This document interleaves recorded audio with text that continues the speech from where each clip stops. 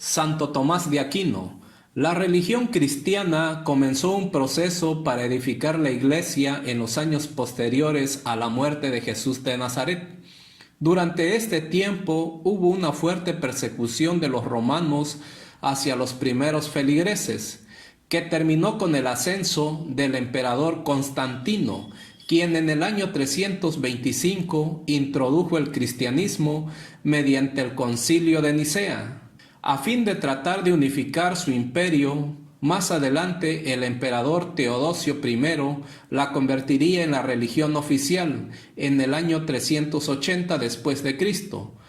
Con la desaparición de la parte occidental del imperio en el año 476 después de Cristo, se dio la pauta para que la Iglesia fuera construyendo una estructura de poder y pensamiento inspirada en la fe cristiana. Para consolidar su identidad, la Iglesia romana o católica optó por romper con la mayor parte del pensamiento pagano.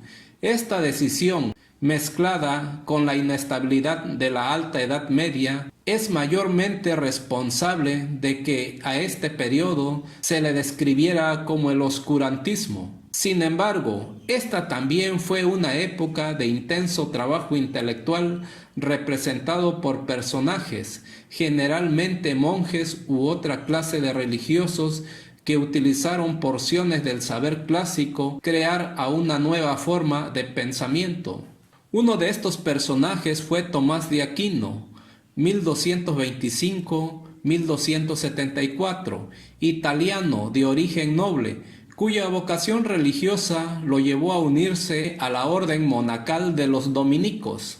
Asimismo, su amor por el estudio lo llevó a acumular una gran cantidad de conocimientos, y por lo que se cuenta entre los doctores de la Iglesia. Por su trabajo de enseñanza y predicación fue reconocido como santo después de su muerte. Algunos elementos importantes del pensamiento filosófico de Tomás de Aquino, en los cuales se profundizará más adelante. Uso del saber clásico, especialmente Aristóteles, junto a las Sagradas Escrituras para interpretar la realidad.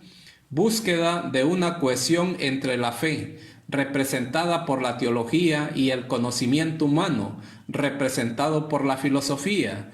Establecimiento de la lógica como elemento fundamental para entender y explicar los fenómenos terrenales. Desarrollo de dos filosofías, una para comprender la naturaleza y otra para el estudio del alma humana. Lo divino, aunque inmaterial, existe también siguiendo los postulados de la metafísica aristotélica. La filosofía debe profundizar en dos aspectos, la moral y la trascendencia humana a partir de la búsqueda de Dios. El problema de las relaciones entre la fe y la razón. Contrario a la postura de otros pensadores de la época, para Aquino la fe y la razón eran necesarias para entender la obra de Dios, aunque mantiene que la fe es más importante. Igual que Agustín de Hipona, señaló a la contemplación como el método ideal para establecer la diferencia entre la divinidad omnipresente, no criada, y la humanidad hecha a imagen y semejanza de Dios. Una de las mayores problemáticas de este periodo fue el conflicto entre fe y razón, en el que la primera se impuso.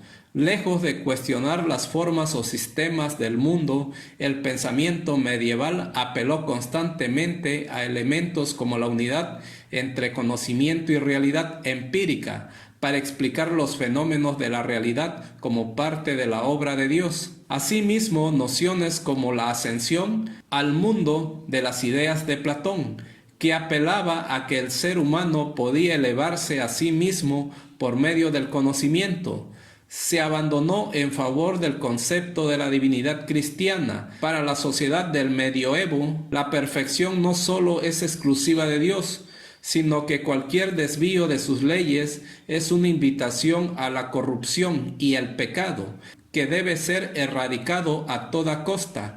Eventualmente el dogma cristiano defendido por la Iglesia se volvió incuestionable, siendo sus opositores perseguidos y muchas veces ejecutados. Podemos decir que, Durante la Edad Media, la fe desplaza la razón por la necesidad del cristianismo de separarse de las religiones que le precedieron. Igualmente, las condiciones de Europa que provocaron y siguieron a la caída del Imperio Romano de Occidente, guerras, enfermedades, crisis económicas, redujeron considerablemente el nivel de educación de la población, que, preocupada por subsistir, aceptó a la religión como una forma de consuelo, antes que intentar comprenderla.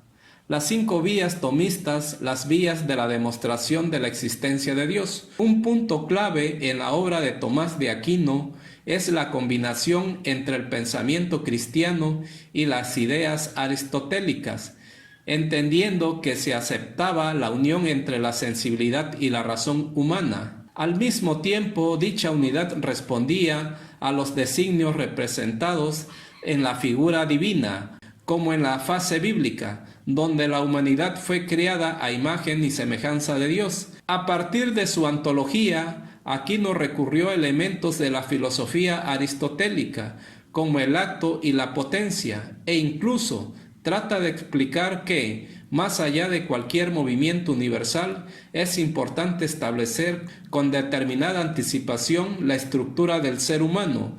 Esto quiere decir que la acción humana, en su más puro movimiento, elevada potencia, puede ser más trascendente que cualquier acto del universo. Esto sin perturbar a la figura de Dios como creadora del todo. De la misma manera, estableció que la existencia de Dios era posible de comprobar a través de la observación y estudio de las 5 vías, que fueron las siguientes. El movimiento de los objetos es una primera apreciación. Todo objeto puede moverse y ser movido, sin que ambas ocurran al mismo tiempo. Esto quiere decir que para que un movimiento ocurra, tiene que haber un motor, siendo Dios el primer motor de todo. El argumento que parte de la existencia de movimiento para remontarse a Dios como primer motor mantiene una clara influencia aristotélica, resumida en el principio de que todo lo que se mueve es movido por otro, y la imposibilidad de una serie infinita de motores, la causa eficiente de todo objeto. Todo objeto ha sido creado por Dios, quien también le ha dado un motivo para justificar su existencia. Esta argumentación, la existencia de Dios como ser creador, es infinita, primaria y eficiente, ya que sus designios y tiempos son perfectos. La diferencia entre lo real y lo existente. Sin creación no existe realidad válida. Para que un objeto sea real necesita ser creado, siendo Dios el único capaz de realizar esta tarea.